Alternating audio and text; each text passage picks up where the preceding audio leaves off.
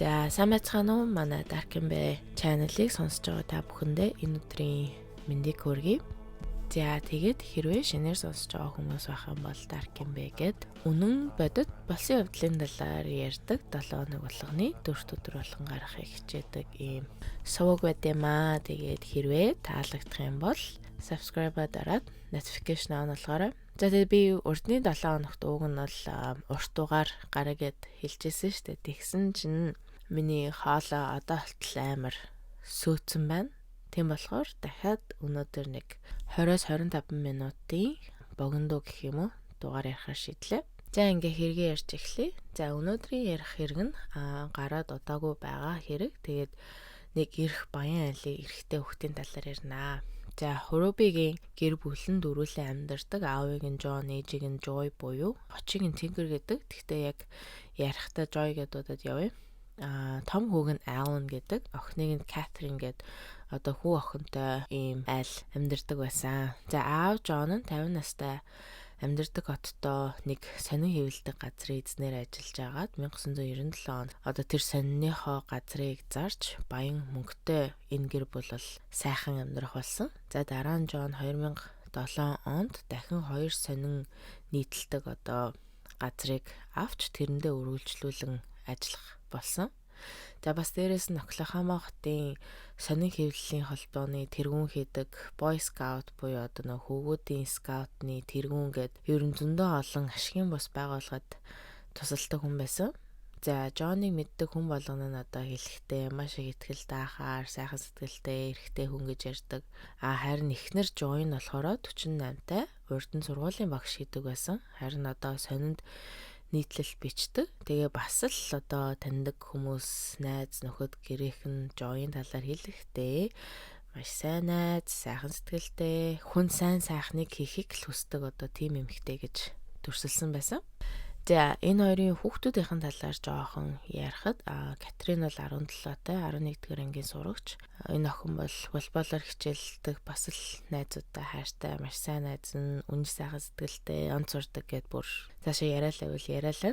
Харин том хүү айл нь болохоор 18 байна, 19-той. Тэгээд энэ хоёр болохоор багада ойрхон байсан ч гэсэн том болоод бие биетэйгээ одоо бараг дуурхаа болсон гэж хэлж болно. За тэгээд энэ гэр бүлийнхэн бол Оклахома мужийн Данкан гэдэг одоо маш баян хүмүүс ихтэй хотод амьдардаг. Тэгээд ер нь Хурубигийнхэн хөршүүд нь бүгдээрээ маш сайн мэддэг. Ер нь л бол энэ гэр бүлийг тэр чигээр нь турсалж хэлэхдээ бол их сайхан тус сэтгэлтэй хүмүүс гэж хэлдэм билээ.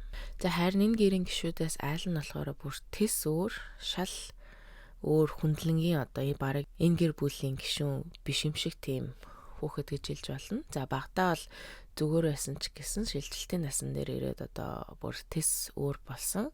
Тэгээд айл нь 13 настай байхдаа эмээгийнхаа машиныг хулгайлаад баригдчихсэн. 15 байхдаа ээж аавынхаа машиныг жолооны үнэмлэхгүй унаж явж агаад хурд хэтрүүлээд цагтаад баригдаад одоо цагтаад худлаа нэр нас хэлсэн гэж баригдсан. За тэгээд тэр хэрэгээрээ дараа нь шүүгдэх байсан боловч одоо насан туршаагүй жоохон байсан болохоор ямар шийтгэлгүй өнгөрсөн. Тэгээд сургуулаасаа одоо мэдсэн ганц сайн юм нь гэх юм бол сургуулаа төлөөлж одоо нэг театрын жүжигний уралдаанд жүжиг тоглоод ер нь давгүй гайгүй сайн жүжигчин юм байна гэдэг тийм шагналыг нэг л удаа авч ирсэн. За найзууд нь аалны талаар хэлсэн зүйл нь гэх юм бол одоо ерөөсөө сайн юм байхгүй. Ганц хэлсэн юм гэх юм бол маш их худалчиж хэлсэн.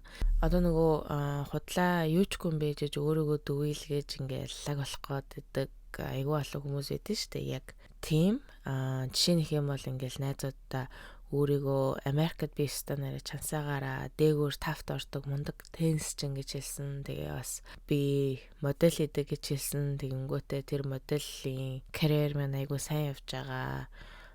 Нэг айгуулаг сэтгүүлийн зураг авалтанд орох гэж байгаа, хүлээж байгаа. Өстө тэр сэтгүүлийн зураг авалтанд орох юм бол надад хэдэн мянган доллар төлнө мүлнэ гэсэн гэл худлаа яриад яваад байдаг.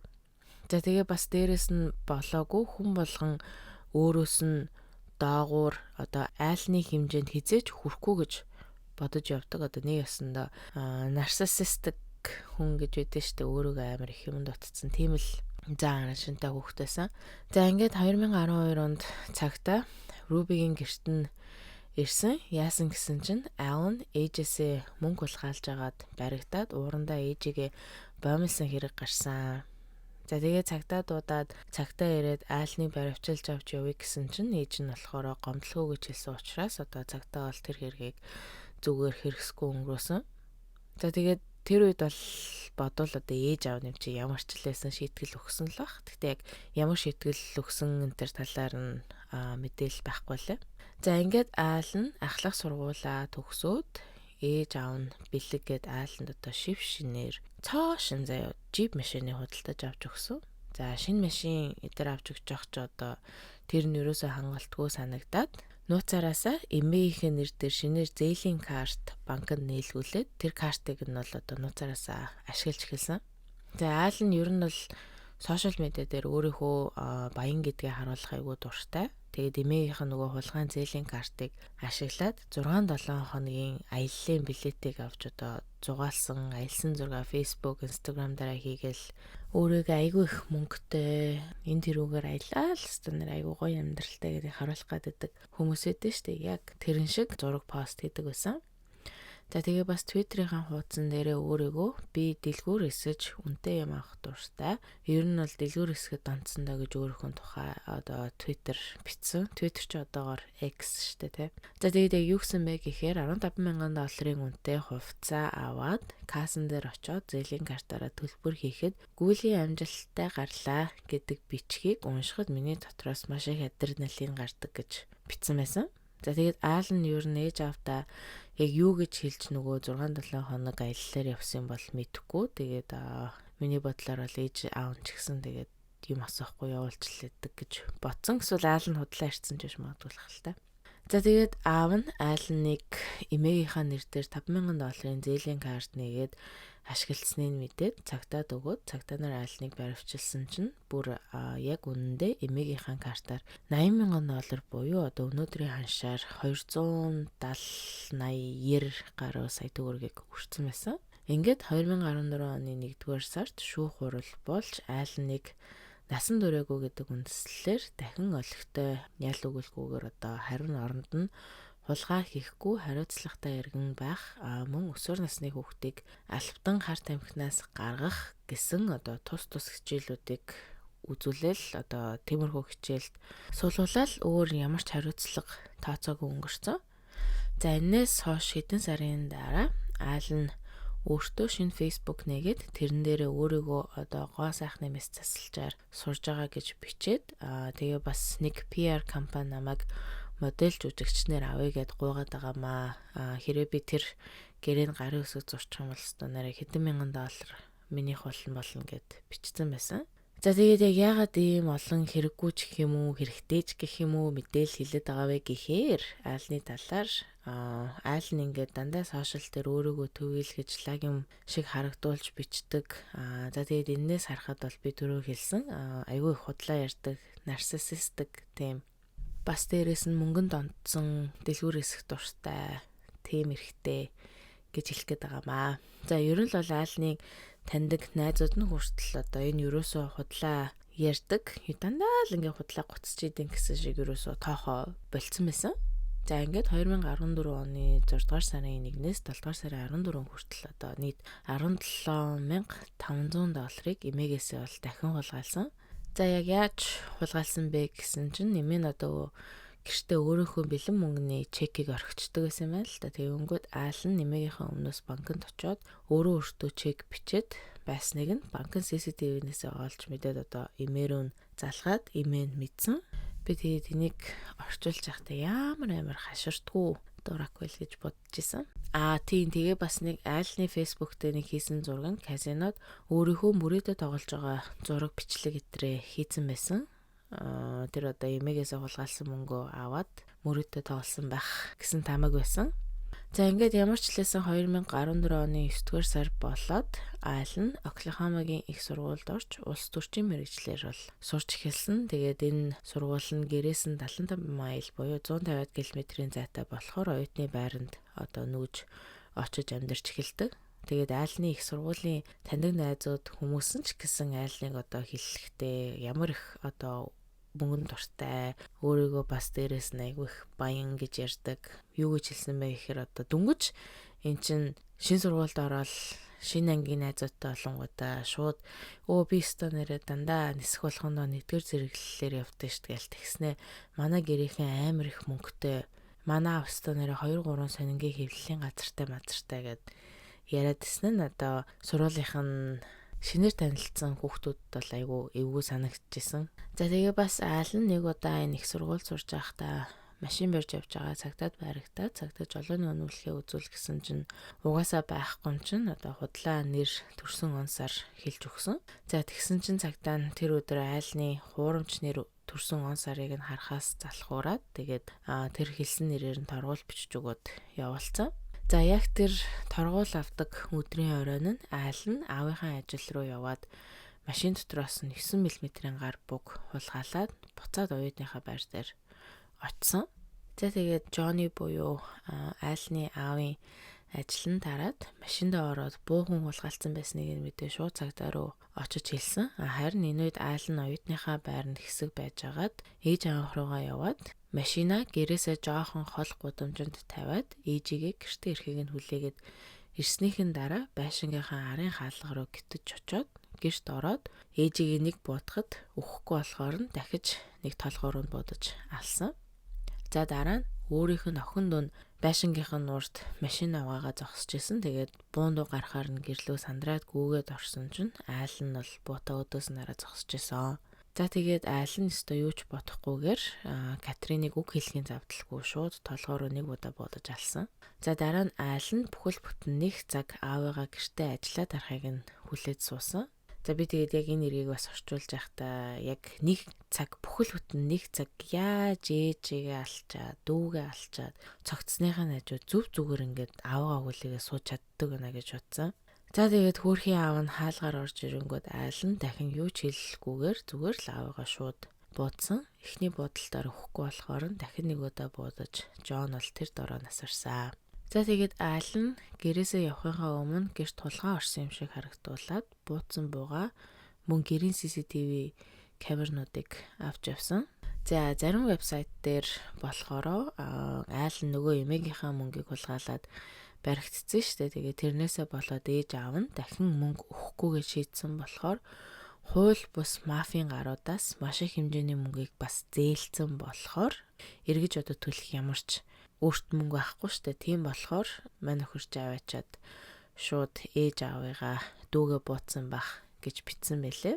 Тэгэд хэрвээ одоо ээж аав нь дүү нь бүгдээрээ үхэхэд нас орчих юм бол ээж аавынх нь хөрөнгөнд бүгдээрээ айланд очих учраас тэгж гэрийнхнээгээ алсан гэж ütсэн байсан.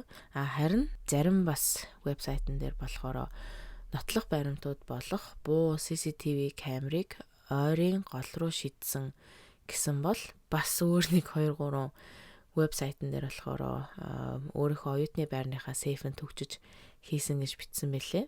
Дараа нь айл нь оюутныхаа байран дээр өөрийнхөө утсаа орхиод ээж аав руугаа явсан. За яг яагаад тэгэхээр цагдаа нар утасных нь байршлыг хайвал айл нь оюутныхаа байрнаас хөдлөөгөө гэж харагдуулах зорилготой байсан. Тэгээд буцаж байрандаа очиод Twitter дээрээ их сургуулийнхаа зургийг аваад пост хийгээд доор нь болохоор ямар гоё орой вэ энэ гэд капшн бичсэн байсан. Одоо ерөөсөө л өөрийгөө оюутныхаа байрнаас гараагүй гэдгээ харагдуулах гад тэгж ütсэн байгаа байхгүй. За тэгээд тэр орой буюу 7-8 цагийн үед айл нь хэдэн найз нартайгаа коллежийн хөл бөмбөг болж исэн газартаа ойрхон нэг буудалд ороод өрөө хөлслөөд шүнжэнгөө ууж паридаад нэгтгэхийн өглөө болоод одоо бас л юу ч болоогүй юм шиг найзтайгаа хичээл хийгээд хичээл хичээлдээ явчаад сууж исэн. За тэгээ бүр дараа нь одоо мөрдөн байцаагч нь айлны нэг найзаас айл нь ер нь ямар нэгэн эвгүй сонин ааш тэр орой гаргасан уу гэд асуусан чинь найз нь хэлэхдээ болохоор гүү өстө бүр юу ч болоогүй юм шиг зүгээр байсан штэ гэж хариулсан. Би бол одоо бас бодохдоо энэ ч одоо гэрийнхнийгээ алдсан хүн ч одоо ядаж л нэг айсан, сандарсан, одоо ууртай ч юм уу, гомцсон ч юм уу нэг тийм нэг өөр ааштай байна да. Тэгсэн чинь бүр ерөөсөө юу ч болоогүй юм шүү. Зүгээр найзуудынхаа нэгэн ч тэгэж айлныг гэрийнхнийхээ бүгднийг алчаад ингээ парадаа сууж ийн гэж ерөөсөө бодоогүй. За ингээд 2014 оны 10 дугаар сарын 13-ны өглөө 10 цагийн үед нэг эмэгтэй цагдаа руу сандарсан байдалтай залхсан. За тэр нь хэн байсан бэ гэхээр Хөрөбегийн гэрт 20 жил ажилласан гэрийн үйлчлэгч эмэгтэй нь гэрт өглөө ирээд цогцснуудыг мэдээд бол цагдаад утсан. За цогцснуудын хажуунаас 5-9 мм-ийн бууны сумны хонгойнуудыг бас олсон. За цогцснууд бол олдоогүй нийт 4 хонсон. Тэгээ бас таньдаг хүмүүс нь ч гэсэн одоо энэ үед маш их санаа зовоод яач вэ гэд бодож исэн. Тэгээд хамгийн ихэнд Жонны ажилчид нь Жоныг ерөөсөө ажилдаа ирээгүй нийт 4 хоног болоход нь бүгдээрээ их гайхаад шууд цагдаад залгаж илсэн. Тэгээ бас Жон сургуулийн нөгөө хөл бөмбөгийн тэмцээнд байнгын очдог гэж хэлсэн шүү дээ. Тэгээд ерөөсөө нэг ч алах ёсгүй юм бэлээ. Тэгээд нэг өдөр ирэхгүй байсан чинь хүмүүс ч гэсэн ингээд бүгдээрээ гайхаад яана юу болчихоо гэд бодоод гайхаад байж исэн чинь хүнд алуулсан гэсэн мэдээ ажилчид болон таньдаг хүмүүс найз нөхөд нь бүгдээрээ ирэхэд бол бүгдээрээ мэдээж шоконд орсон. За тэгээд цагтаа айланд гэрийнхэн чинь ингээд алуулсан байдалтай олцсон байна гэд хэлсэн чинь айл нь болохоор шууд уйлаад өстө нэрэ худлаа илгүүдээ гэл шууд жүжиглж өгсөн. Тэгсэн цагтаа нар айл нь жүжиглж байгаа юм шиг ерөөсөө яг цаанаас нь ингээд санагтаадсэн байхгүй. Тэгээд ерөөсөө нэг хонгоор айлныг хорж жагаад мэдүүлэг авахар шийдсэн. За угаасаа цагтаа нар айлныг баривчилж авах эрхтэй явж исэн мөлий. Яг яагаад гэхээр нөгөө зээлийн картнаас зөндөө мөнгө хулгайлсан штэ. Тэгээд тэр хэрэгээрээ батлан даалтаар одоо туршилтын хугацаагаар шорон суугаагүй гарсан. За тэрнийх нь нэг дүрм нь амьдардаг мужаасаа ерөөсөө зөвшөөрөлгүй гарах эрхгүй гэсэн дүрмийг зөрчсөн гэснээр айлныг хонуулж одоо мэдүүлэг авахар шийдсэн. За тэгээ цагтаа нар айлнаас хамгийн сүүлд чи гэр бүлийнхнийгээ хизээ харсан бэ гэхэд айл нь эхэндээ би өстө гэртээ хараагүй нэлийн удаж гинэ гэж хэлсэн. За тэгснээ цагдаагийн хэлц дээрээс нэг пастор дээр очивол би өстө маш их нүгэл хийсэн, намайг уучлаарай. Би ингээд тантай зүг сууж агаад Библи уншаад нүглээ намжлаа төхөө гэж гуйсан. За тэрийг нь харсан цагтаа нар хүү энэчтэй яг яагаад гинт буруу зүйл хийсэн нүгэл мүглээ намжлаа болчихоо гэд эн чи яг буруутай юм биш үү гэд айлны хурдны замаар явсан замын төлбөрт төлсөн баримтыг шалгаад үзсэн чинь 2 удаа гэрийнхэн зүг рүү явсныг олж мэдсэн. За тэгээ бас оюутныхаа байрнаас 4 хулгаан чек болон гэрийнхнийхээ гарын үсгийг дуурайж бичсэн одоо баахан цааснуудыг бололсон. За тэгээ цагтаа нар айлнаас хин гэрийнхнийх чинь ингээд алсан бэ? Чи 2 удаа гэрлүүгээ явсан байж тээ. Яагаад яваагүй гэж бид нар тудлаа хэлсэн бэ гэж асуусан чинь айл нь бол одоо баг тэр асуултнаас нь болоо тэр үд ороо үннээ хэлсэн гэж хэлж болно. За тэгээд үннээ хэлэхдээ бүр ямар ч нэг сэтгэл хөдлөл байхгүй. За тийм би баг алдсан юм а. Тэгээ яах гээд байгаа юм гэсэн байртай одоо цагдаа нартай харьцаж исэн. За тэгээд шүүх хурал утахгүй болоод яллах тал бол шүүх хурал дээрээ айл нь бол маш муухай чөтгөрийн хүүхэд хөрөнгө мөнгө өвлж авахын тулд гэрийнхнийгээ алсан гэж хэлсэн. Тэгээ бас айл нь зээлийн шаркаас $3,000 зээлсэн. Тэгээ тэрийгэ төлж чадахгүй байсан нь гэрийнхнийгээ алах бас нэгэн том шалтгаан байсан гэж шүүхийн бүрэлдэхүүнд хэлсэн. За тэгээд ээж аав нь дахиж мөнгө өгөхгүй гэсэн нь би бас бодохдоо ээж аавыгаа дүүгээ алах нэг шалтгаан байсан болов уу гэж бодож байна. За тэгээ шүүх хуралдаа айл нь эхлээд өөрийгөө буруугүй гэж хэлэх байснаа болоод буруутай гэж өөрчилж насаараа шоронд орох ялыг хизээч одоо батлан даалтаар гарч чадахгүйгээр авсан. За тэгээ хэрвээ өөрийгөө буруутай гэж хэлээд шүүгдсэн бол яллах тал бол шууд үхлийн ялыг өгнө гэж зүтгэх байсан мэлээ. Тэрийг нь айл нь мэдээд ерөөсөө цаанаасаа тохиролцжээ гэж шийдээд өөрийгөө буруутай гэж хэлээд насаараа шоронд орох ялыг авсан. Хизээч батлан даалтаар гарч чадахгүйгээр. За шүүх хурал дээр айлны хамаатан садан ирснээс шүүх хурал дууссаны дараа айланд зориулж бурхан чиний сүнсийг өшөөх болтугай гэж хэлснээс бол өөр юу ч хэлээгүй. Харин аваа эгч нь болохоор би энэ алуурчин төрхөөс нь хойш мэднэ. Би энэ алуурчинтай хамт зөндөө баяр тэмдэглэлт өдрийг нэг ширээний ард өнгөрүүлсэн. Энэ алуурчин бидний гэр бүл байсан бол одоо бидний хувьд хинч биш болсон. Муу юурын чөтгөрийн гэдгийг тайлбарлахыг би чамайг л гэж хэлнэ. Би энэ алуурчин дахиж нэг ч хүний амийг бити гимтэж хороогоосоо гэж бодож байна. Дахиж чамайг хизээч хармааргүй, ярмааргүй, дурсмаарчгүй байна. гэсэн захиаг одоо шүүх дотор байсан бүх хүнд чангаар уншаад өгөөч гэсэн хүсэлт гаргаж одоо уншсан. За тэгээд нөгөө нэг шүүхтэй тохиролцоо хийсэн гэдгсэн шүү дээ, шүүгчтэй. Тэгээ за тэрний нэг тохиролцоо нь болохоор аал нь хамаатан садан өвөө эмээтэйгээ холбогдох ямар ч эрхгүй. Тэгээ бас энэ хэргийн талаар хийсэн кино, подкастаас ямар ч одоо мөнгө авахгүй гэсэн гэрээнд гарын өсөө зурсан мөлий. За тэгээд яллах тал ааланд ээж аавынх нь хөрөнгийг өвлүүлэхгүй талаар одоо болтол ингээд хөөцөлтөд явж байгаа юм билээ. Тэгээд одоогоор бол ааланд хамаг эд хөрөнгө нь очно. Хэрвээ аал нь 35 нас хүрэхэд энэ талаар ямар нэг юм өөрчлөгдөхгүй бол одоо хамаг эд мөнгө хөрөнгө бүх одоо юу гэдэг тэрийг бүгднийг авах юм билээ. За тэгээд миний энэ хэргийн тал дээр олж мэдсэн бүх мэдээлэл нэг иймэрхүү байна. Тэгээд миний бодлоор энэ хэргийн тал дээр хэлэх юм гэх юм бол юу ч гэж хэлмээр юм дээ. Өстө нэрэ хөөхээж аав дүүн гэрэх нэг л айгүй хөөрөвдөж байна.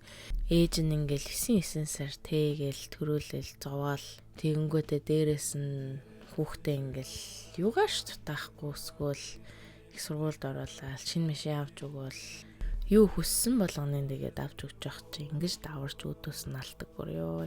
Хэлэх үг алах уу. За тэгээд аалны хувьд гэх юм бол би юу гэж бодож байгаа вэ гэхээр нарциссист, мөнгөнд онцсон, мөнгөний төлөө бол юу ч хийхээс буцахгүй нэг тийм балиар эрэхтэй гэж бодож байна. За тэгээд та нар маань доор комментаар юу гэж бодож байгаа хэлээрэй. Эсвэл өөр ямар хэрэг сонсомоор байгаа хэлээрэй. Ер нь л тэг гоё коммент бичээрэй. Би бүх комментыг уншдээ шүү. Гоё ч вэ, муухай ч вэ.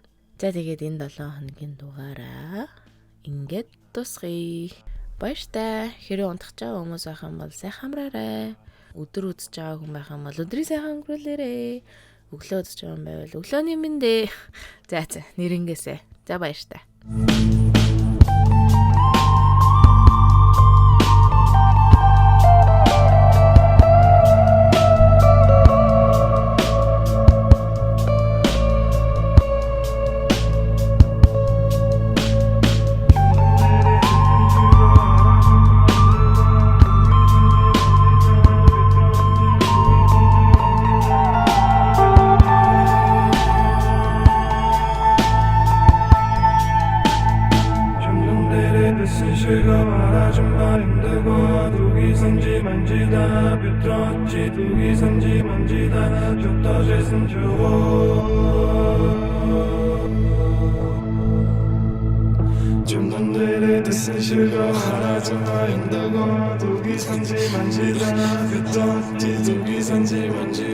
저 떠져선 저